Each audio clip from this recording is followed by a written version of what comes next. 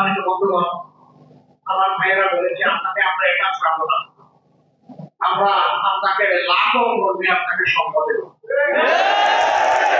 আমি আমার ভাইদের কাছে কৃতজ্ঞ, কিন্তু আমি বলতে চাই লাখো লাগবে না, আমি একাই যাবো।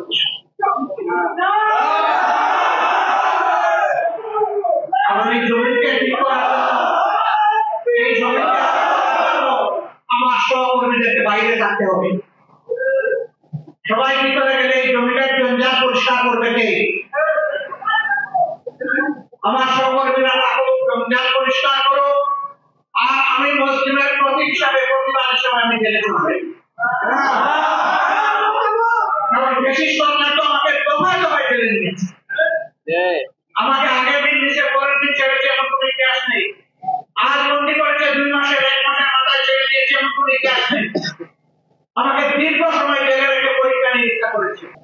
বিশেষ করে আমি জেলে গিয়েছি, সেই অভিজ্ঞতা আমার আছে। এখন এই দুনিয়াবাসী দেশবাসীর সাক্ষী থাকো, প্রেসিডেন্টের বিদায় নেওয়ার পরেও সেই একই ব্যক্তি আমার জেলে যাচ্ছে। আমার সম্মানিত ভাইয়েরা, হ্যাঁ, ইতিমধ্যে বিভিন্ন মত থেকে আমাকে অনুরোধ করা হয়েছে যে অনেক ধৈর্য ধরেছেন, আরো একটু অল্প ধৈর্য ধরুন। আমরা রাষ্ট্রের বিশৃঙ্খলা সৃষ্টি করতে চাই না, কিন্তু আমাদের সাথে কেউ যদি খেলেন তাহলে আমরা কারো আবার খুশি হব না।